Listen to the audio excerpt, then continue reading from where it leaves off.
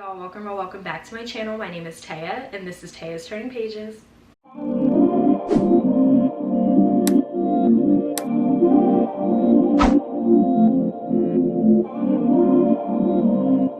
So as you can see by the title of today's video, we are going to go over my recent reads. As you guys know, over the past couple of months, I haven't really been keeping up with my TBRs or my wrap-ups. I haven't really been reading as much as I normally do. Because of that, I don't really have that many books to include in a dedicated wrap-up, at least not for the past couple of months. I want to say for June and July, I didn't do a wrap-up for. These books that I'm going to share with you today, I was reading them here and there and not really tracking when I finished them. So the way I'm going to structure this video is the same way I structure my normal wrap-ups. So I'm going to start with the lowest rated book and then work my way up to the highest rated book. So I only have 3 books to share with you today. 2 of them are romances, 1 of them is a thriller, and the lowest rated book that I have here that is sitting at a 3-star is Just the Nicest Couple. This pains me. This one really hurts because you guys know I go up for Mary Kubica, at least Local Woman Missing. I still think that is one of the greatest thrillers that I have ever read, and I think back to that book so much and just how well thought out and well executed it was. Because of that, of course, I'm excited to read new books by Mary Kubica, but this one, it just wasn't it, y'all. So I am just going to read the synopsis in the front because I don't want to spoil anything, and this is a very short thriller. Right here in the flap it says, "They seemed so nice. You never imagined what was going on behind closed doors. Jake Hayes is missing. This much is certain. At first, his wife Nina thinks he's blowing off steam at a friend's house after their heated fight the night before. But then a day goes by, 2 days, 5, and Jake is still nowhere to be found. Lily Scott, Nina's friend and coworker, thinks she may have been the last to see Jake before he went missing. After Lily confesses everything to her husband Christian, the two decide that nobody can find out what happened leading up to Jake's disappearance, especially not Nina. But Nina is out there looking for her husband, and she won't stop until the truth is discovered." So before we jump into my critiques and what I disliked about this book, I did just want to start out with the only thing that I did like, which is really sad to say, but I did like how short this book was. Even though I didn't really care for this, I still felt like it was a great book to get me back into reading just because of the length. I did at least want to start out with something that I liked. One of the main critiques that I have for this book is that there is a lack of a POV for one of the most crucial and essential characters to the plot. And that really bothered me because I felt like if we would have had that POV from this specific character, it really would have set a different tone for the book, and I think it would have took it to that next level that I kept expecting it was going to go but never did. And it's just really unfortunate because I feel like that was a missed opportunity in my opinion. I know not everybody likes dual POVs or multiple POVs, and I know that they can get very tricky and dicey, especially when it comes to thrillers, because you don't want the plot to get lost, of course, but at the same time I just think that if we would have had this specific POV, it would have made the story more interesting and more dark-sided in my opinion. Now I don't want to say exactly who doesn't get a POV because again I don't want to spoil anything, but if you have read this book then you know what character I'm talking about. Another critique that I have is that I felt like some of the writing at certain points and during certain chapters was very robotic and stiff. I can't explain it, but I just feel like there were certain pieces of dialogue in here that just did not flow as effortlessly or seamlessly. I also felt like there was a lot of repetitiveness, which honestly made the story drag out even longer than it should have in my opinion. Even though this book is very short, this is only a 315-page book, yet it felt so long, and it took me a minute to even finish this because of how slow-paced it was moving. I know a lot of people don't care for slow-paced thrillers. I have said that multiple times in my videos that I am very picky about slow-paced thrillers and slow-paced thriller authors that I read from. And then the last main critique that I have for this book was the ending. I'm obviously not going to get into the details or the nitty-gritty about that, but just know that I did not really care for the ending. I don't know why it went in that direction, and it was honestly just a little bit like lackluster. I felt like there was supposed to be a lot of build-up. To me, the story and the characters just fell flat. So this is definitely not my favorite Mary Kubica book. That doesn't mean that I'm not going to pick up any more of her books. I definitely want to give her backlist as well as just any new releases a try, just to see and to make sure that Local Woman Missing wasn't a one-hit for me, because that would make me really sad. Okay, so now we're gonna move on to the book that sits pretty much right in the middle, and I'm considering it a mid-tier rating. This book sits at a 3.75 star, and I know that that sounds very funny, but just stay with me. But the book that I'm referring to is Terms and Conditions by Lauren Asher. Oh my goodness, y'all. Oh my god. Oh my god. I cannot believe I'm rating this book anything other than a 5-star, because if you watched my past videos then you know how much I loved the first book in this series, which is called The Fine Print. Literally, I have an art print sitting right here. Rowan and Zara, one of my favorite fictional couples of all time, hands down. But this book, y'all, it just didn't do it for me the way that The Fine Print did it for me, and we're gonna get into that. So Terms and Conditions is the second book in the Dreamland Billionaire series, written by Lauren Asher, and this series follows 3 brothers that are billionaires, and they run this family family business known as Dreamland. And in this context, Dreamland is essentially like Disney World. All three of these brothers in these stories have some type of involvement with the family business. So in the first book, that is called The Fine Print, it follows the youngest brother, Rowan. Then this book focuses on the oldest brother named Declan. And then the last book, which is called Final Offer, focuses on the middle brother named Callahan, aka Cal. Anyways, getting back to terms and conditions, this story follows Declan and his love interest named Iris. So starting with Declan, Declan is the oldest brother out of the Kane brothers, and he is actually in line to become CEO of Dreamland. But before he can become CEO, he does have to follow a few rules and stipulations that were outlined in his grandfather's will, because his grandfather was the original founder and CEO of Dreamland. So Declan and his brothers do have set instructions that they have to follow from the will in order to gain their inheritance, as well as take over whatever part of the company they are hoping to take over. But before Declan can do that, he does have to fulfill his grandfather's wishes of finding a wife and settling down and having a family. But Declan is not the nicest person. Declan is very cruel, very cold, and very business minded, and very ambitious about his business essentially, which isn't a bad thing. But in the case of Declan, it is, because he truly lets his idea of having so much power and being in control consume him, and it doesn't make him the nicest person or the most thoughtful person. But on the flip side of that, you have his love interest named Iris, and Iris is the complete opposite of Declan in every way possible. Iris is Declan's assistant, and she's very good at her job. She knows what makes him tick, what makes him impressed. Iris is very bubbly, very charismatic, very kind-hearted, and you can tell that she just wants the people that she cares about to win, especially Declan. Because these two have two completely different personalities, night and day, they obviously butt heads a lot. Because Declan is trying to gain his inheritance, he of course is on the hunt for a wife. Iris steps in, saves the day, and essentially proposes to Declan that they should just get married. She understands that this marriage that they'll have is going to be purely transactional, and she just wants to really help Declan out. So you follow these two throughout the story of them entering this fake marriage and really trying to navigate that, as well as the real feelings that actually start to pop up, and the story takes off from there. So as you can hear by that synopsis, there is a lot going on in this book. If you are looking to dive into the series, just know that you're going to be reading some pages, okay? The last two books in the series are pretty thick. Before we jump into my critiques of this book, let's start out with the things that I liked. So of course, I really enjoyed the banter between Declan and Iris. I think that Lauren Asher does such a great job with making her characters bounce off of each other and have great chat, as they say in Love Island. I felt like Declan and Iris had great chat, and I loved the way that they would just,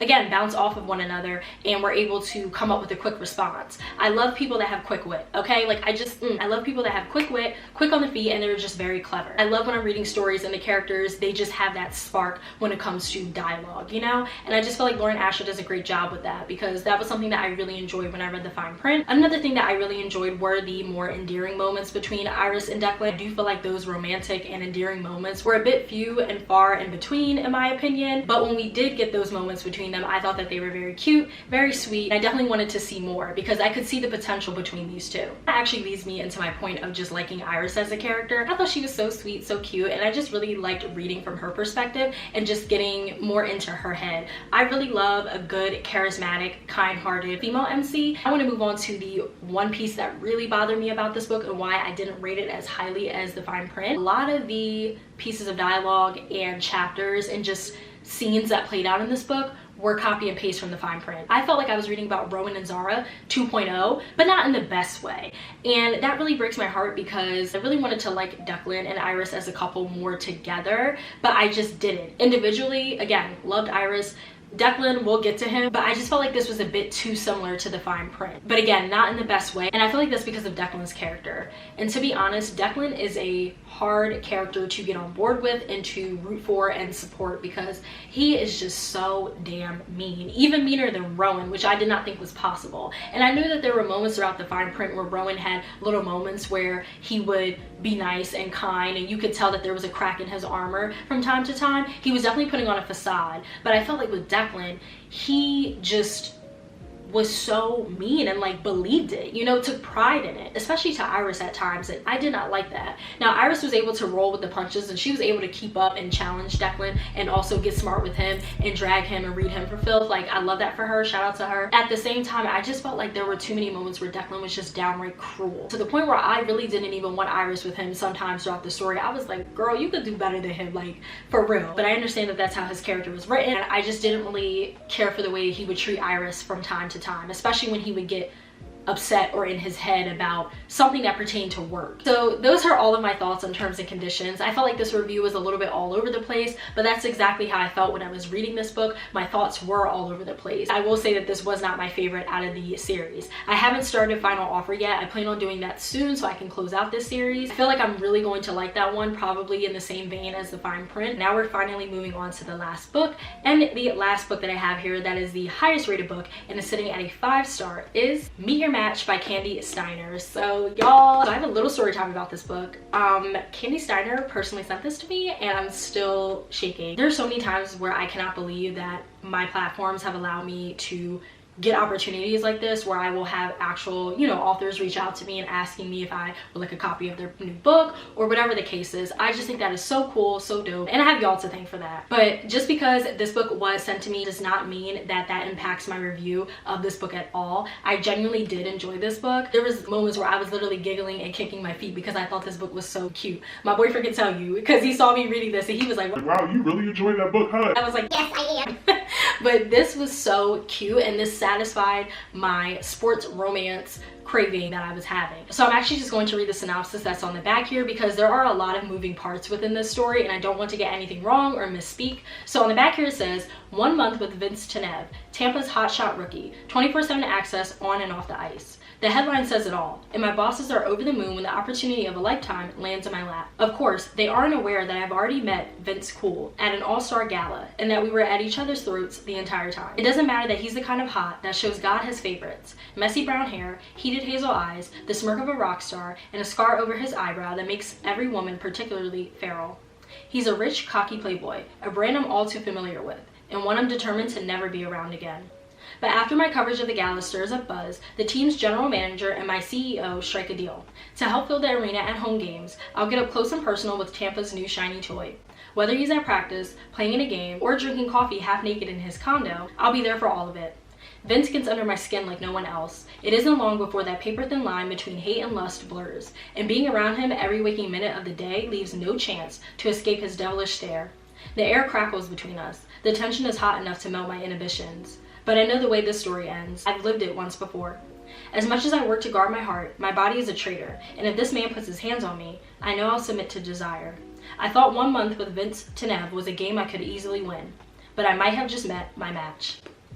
So yes, that synopsis is as attention-grabbing and angsty and tension-filled as the book, okay? That's a great segue into my first point, the tension and the angst and the smut in this book. Candy Steiner did her big one. She did her motherfucking big one when it came to the actual tension between Vince and Maven. It felt so believable and so real, and I love when authors can just take you there because it makes you more invested in these characters and in the story and the actual plot, and you're actually rooting for them and you want them to be together. And that's how I felt throughout this entire story. I really wanted Maven and Vince to defy the odds and to just be together because you could tell that they worked so well together. Even though they were from completely different worlds and completely different backgrounds, I still loved the way that they engaged with each other and interacted with each other. They did it in a way where it seemed like their differences just faded away. Like it just did not matter. I felt like Vince especially went out of his way to make sure that Maven felt reassured and secure in their situationship/relationship. Expanding on Vince a bit more, Vince is described as like a golden retriever. The romance community calls the boys that already about the girl, they already like are obsessed with them, want them, etc, etc. And honestly, I wasn't mad at it. I liked that he made it known that he was interested in Maven, that he was interested in pursuing her. Despite everything going on around them, he made it known that like, nah, my eyes are on you, like I'm set on you. I liked reading about the chase, you know, like, oh, it was cute, it was cute. Like I said before, the tension, the angst, chef's kiss. I thought that Candy Steiner did a great job when it came to writing out those scenes and really making it feel atmospheric. Like I could truly feel the tension through the book. Books like these remind me why I love romance so much and why I love romance books, because they're just great, pure fun and escapism. It makes you feel something. It makes you feel alive when you read romance books. Like I said, I really liked Vince, and honestly he kind of reminded me of Garrett from The Deal by Elle Kennedy, and I really liked Garrett when I read The Deal. He was actually the highlight of the book for me, to be honest. So to find another character that is pretty similar to him in that regard, like easygoing, very funny, very personable, I really liked that in Vince's character, and I thought that he was a great book boyfriend. I truly have no notes when it comes to Vince. I didn't go super deep into the depths of Goodreads to see what people are saying about this book and these characters. I can only imagine, but I have seen a few readers say that they did not really care for his character. They felt that he was a bit disrespectful sometimes throughout the story, trying to, you know, make Maven jealous and things like that. But I feel like you're going to get that with these types of books. This is an enemies to lovers, tension-filled, angst-filled type of book. Vince and Maven bring out specific emotions in each other that I feel like other characters have not been able to do with them. So I'm not surprised that jealousy is something that pops up throughout this book, because it just goes along with the vibe and the theme, in my opinion. But I understand that some people really don't like that, and they really do take their romances, you know, literal, and they don't like stuff that they know for a fact they would not go for in the real world happen and play out in the book. I even have my own tropes and things that I don't care for in romance books, but it didn't bother me, especially because I read books like this all the time. I watch drama shows like this where there are going to be couples that have certain, you know, toxic traits and things like that. Just because I read books like that and just because I enjoy books like that does not mean that I go for that in my real life. Of course not. But those types of storylines and tropes and themes do make the books more entertaining. So that is why I do look forward to it in my books and in my media. Sorry, not sorry. That's just who I am as a reader. And you guys know, if you've been following my channel for a while, that the enemies to lovers trope is my favorite trope of all time. And that trope is problematic within itself. At the end of the day, reading is subjective. Read what you want, like what you like. We all have our own tropes and things within reading that we like that other people might not like, and vice versa. It's okay. It really is okay. Now moving on to Maven, that's my girl. I'm sorry, y'all gonna have to move around me. Like, I loved Maven. She's pretty, she get money, she's super thick, her body tea, like she's super thick, she's super pretty, she get money, her body tea. No, seriously, I really enjoyed Maven's character, but I can definitely see why some readers would get frustrated with Maven, because there were a lot of moments throughout the story where she would go back and forth a lot on just certain things that pertain to Vince and their relationship slash situationship that I know frustrated the hell out of some readers. And I'm not saying that they're not justified in that or that their frustration isn't valid, but when you get older and you read some of these romance books, I just feel like you're able to understand certain people's perspectives and POVs better than you did when you were younger, especially if you have had similar relationship experiences with the characters that you're reading about. And so I don't want to obviously spoil anything, but I will just say, when it came to Maven's past and her past relationship, I truly understood where she was coming from and why she was so hesitant about Vince and the whole optics of their dynamic. If you have went through a similar experience like that, then you totally can empathize and understand where that person is coming from. And that's how I felt with Maven. And I couldn't blame her, because honestly, I moved the same way when I tried to like move on from my past relationships. I wasn't frustrated with her character or her indecision or her back and forth moments or her back and forth monologues. Like, I really did not feel a type of way about it, because I felt like that was real, that was raw. That's how a lot of people, but especially women, feel after they've been betrayed by someone that they were dating or that they were involved with. So I have nothing bad to say about Maven. I also love the fact that she was a social media girly. Like, hello sis, hey, like I really like that. And I love that authors are starting to include more characters as social media managers or strategists in their books, because it makes me feel seen, you know? We love that representation. But no, seriously, I really did like reading that part of the story and reading more about Maven's career and how she was moving up in the ranks as a social media manager, and she was doing the damn thing. Like, I totally understood exactly her pain points with the job and trying to keep up with the content and trying to get the best content. I just really liked that relatability. This is actually going to be turned into a series. This is book 1 in the Kings of the Ice series, so I'm really excited for the next set of books, because I really enjoyed all of the other characters that we were introduced to that are on Vince's hockey team. I feel like there's going to be some really great storylines and really great couples coming out of this series, and I can't wait. I really cannot wait. All right, y'all, and those were all of the books that I wanted to include in this video today. I hope you enjoyed this video. I haven't sat down and did a wrap up or a recent reads video in quite some time, so apologies if this video is a little bit rusty. I'm trying to get back into the swing of things, so bear with me, but I really hope that you guys enjoyed this video. Definitely make sure you like, comment, and subscribe. It really helps me, my channel out. And lastly, please make sure you follow me on Bookstagram as well as Storygraph. I will leave all of that information linked down below, as well as at the end of the video, like I always do. I will see you guys in my next video.